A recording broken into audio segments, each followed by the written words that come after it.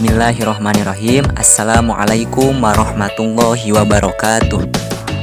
Kami dari kelompok 5 akan mempresentasikan hasil kerja kelompok kami yang berjudul Analisis Survival dalam menentukan faktor-faktor yang mempengaruhi keefektifan sistem PSBB di daerah terdampak pandemi COVID-19. Sebelumnya, izin memperkenalkan diri dulu.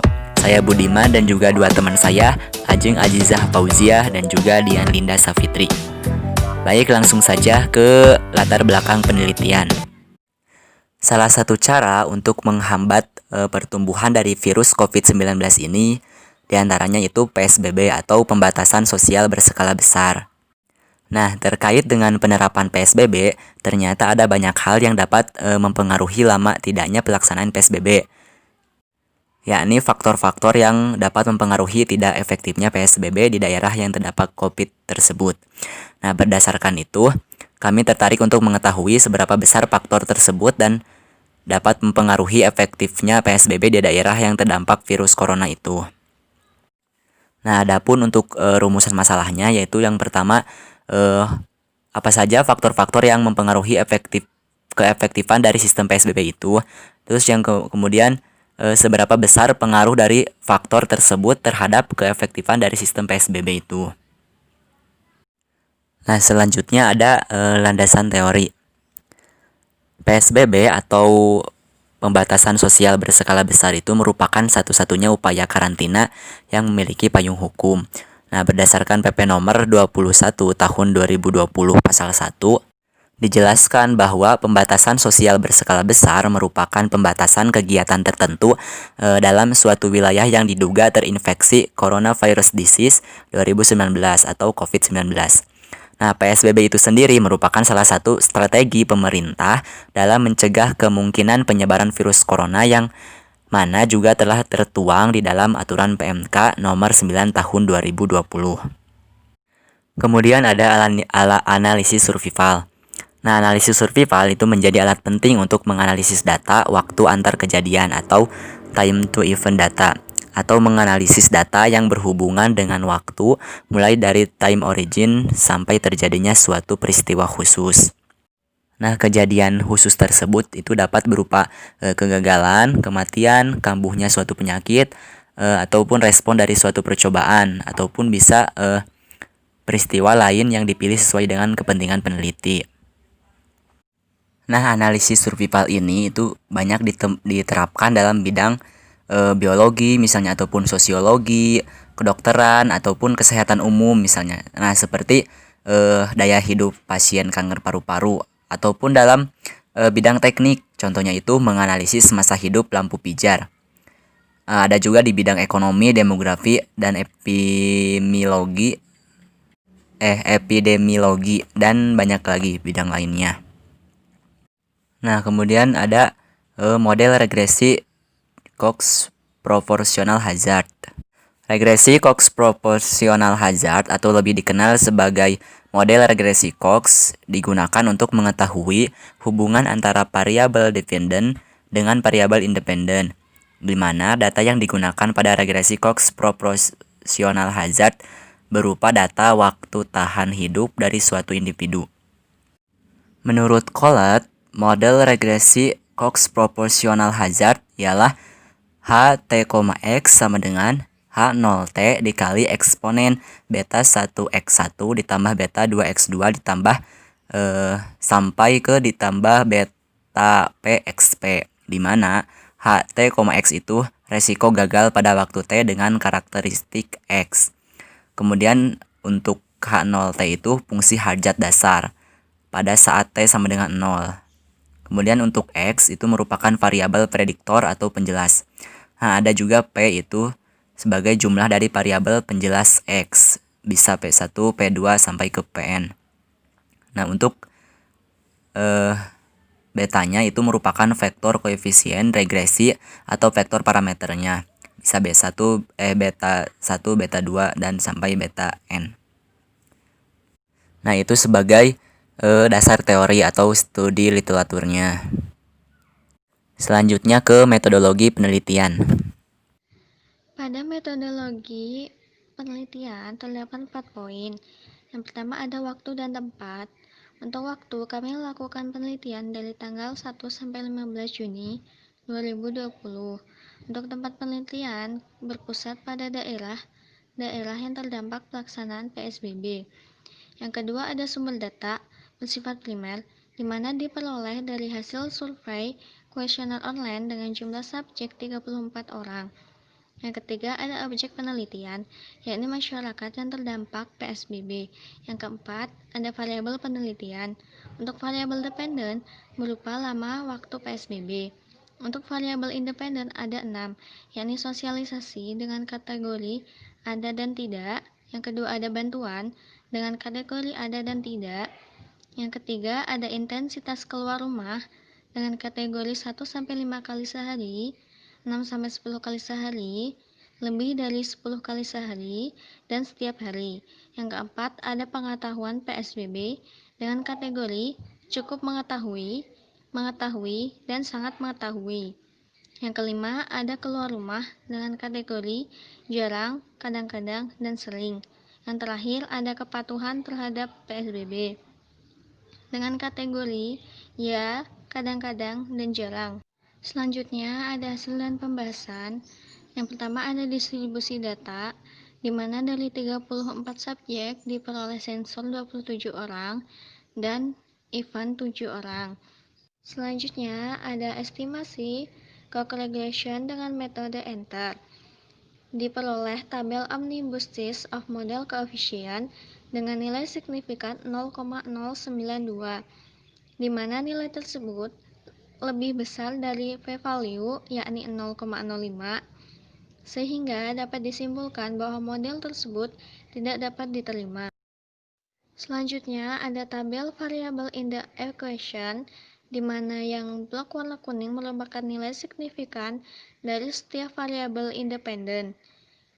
Dapat diketahui nilai signifikan tersebut tidak ada yang kurang dari 0,05, sehingga tidak ada variabel independen yang mempengaruhi variabel dependen.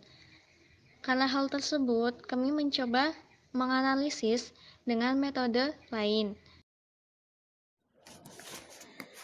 Oke, selanjutnya, karena model tidak dapat diterima di metode enter yang telah dijelaskan sebelumnya, maka digunakanlah metode lain, yaitu metode backward likelihood ratio pada SPSS, sehingga didapatkanlah hasil sebagai berikut.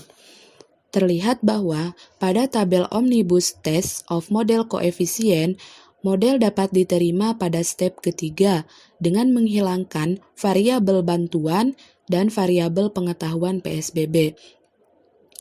Kenapa? Karena telah didapatkan nilai signifikansi sebesar 0,028 yang berarti kurang dari 0,05.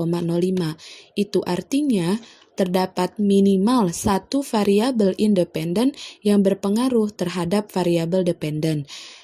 Karena itu, model dapat diterima. Selanjutnya, pada tabel variabel in the equation bisa kita lihat dari step 3, karena sebelumnya di tabel omnibus test step 3 telah didapat nilai signifikansi sebesar 0,028 yang artinya kurang dari 0,05 sehingga model dapat diterima. Karena itulah kami mengambil step 3.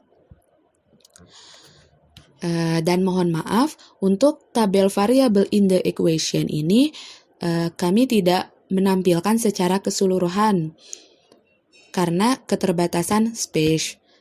Nah, oke, lanjut. Pada step 3 di tabel variable in the equation ini terlihat bahwa nilai signifikansi yang kurang dari 0,05 itu hanya ada satu variabel, yaitu variabel sosialisasi yang besarnya itu 0,049. Sedangkan variabel intensitas di luar rumah dengan kategori 1 yaitu jarang dan variabel intensitas di luar rumah dengan kategori 2 yaitu sering dan variabel keluar rumah dengan kategori iya itu lebih besar dari 0,05.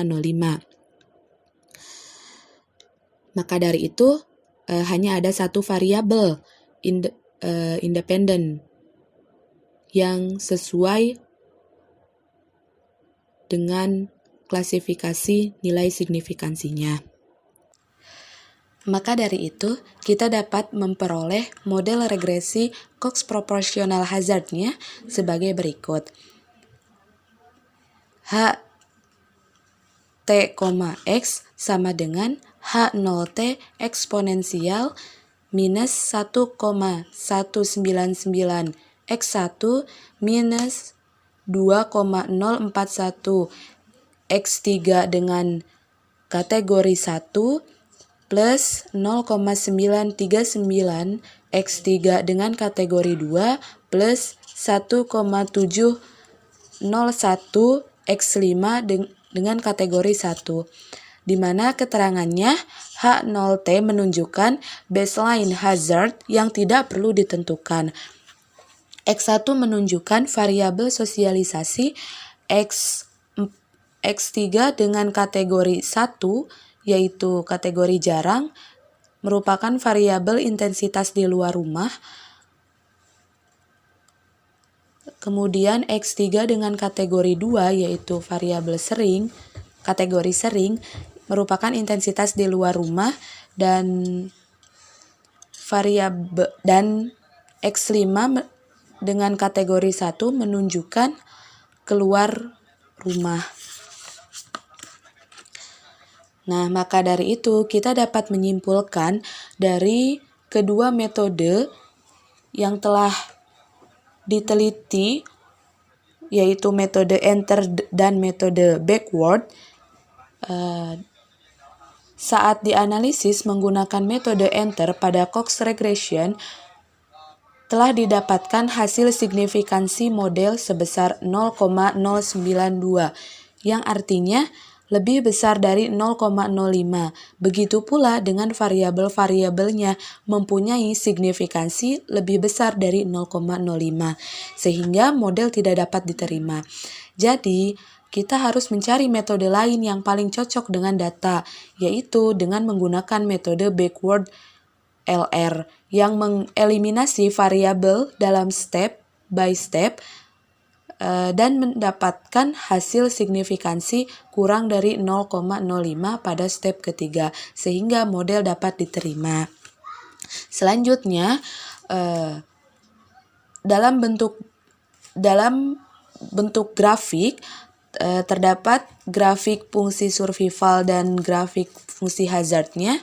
Untuk grafik fungsi survival itu berdasarkan tingkat strata, yaitu kepatuhan responden yang meliputi kategori iya, kadang-kadang, dan jarang. Pada kategori yang iya, memiliki peluang yang paling kecil terhadap lama waktu PSBB, yang berarti jika seseorang mematuhi kebijakan PSBB, maka sistem PSBB tergolong efektif. Hal ini dapat dibuktikan dengan sedikitnya waktu yang diperlukan untuk PSBB, jadi masanya singkat aturan PSBB yang telah diterapkan itu. Kemudian untuk grafik fungsi hazardnya, dapat kita lihat bahwa seiring berjalannya waktu, semakin besar tingkat resiko. Nah, hal ini menunjukkan tingkat pada kategori iya memiliki tingkat rasio paling tinggi, yang berarti tingkat efektivitas dari PSBB bernilai besar, sehingga durasi waktu PSBB lebih singkat. Yang terakhir ialah kesimpulan. Berdasarkan hasil analisis dan pembahasan, maka diperoleh faktor yang mempengaruhi efektivitas dari pelaksanaan PSBB adalah sosialisasi, di mana nilai signifikansi dari sosialisasi ialah sebesar 0,049 dan itu lebih kecil dari standar taraf signifikansi yakni 0,05. Dengan menggunakan analisis Cox regresi dengan metode enter, diperoleh nilai signifikan 0,092, sehingga model tidak dapat diterima. Karena hal tersebut, kita menggunakan metode backward likelihood ratio dan mendapatkan taraf signifikan kurang dari 0,05, yang berarti model dapat diterima. Jadi, metode yang lebih baik untuk digunakan adalah backward likelihood ratio. Adapun model dari Cox proportional hazard ialah H T, X sama dengan H0T dikali eksponen min 1,199x1 dikurangi 2,041x3 kategori 1 plus 0,939x3 kategori 2 plus 1,701x5 kategori 1. Alhamdulillahirrabbilalamin. Itulah pemaparan dari kelompok kami mengenai analisis survival dalam menentukan faktor-faktor yang mempengaruhi keefektifan sistem PSBB di daerah terdampak pandemi COVID-19. Mudah-mudahan itu bermanfaat bagi kita semua dan menjadi ilmu yang diberkahkan oleh Allah Subhanahu wa Ta'ala. Terima kasih, mohon maaf atas segala kekurangannya. Assalamualaikum warahmatullahi wabarakatuh.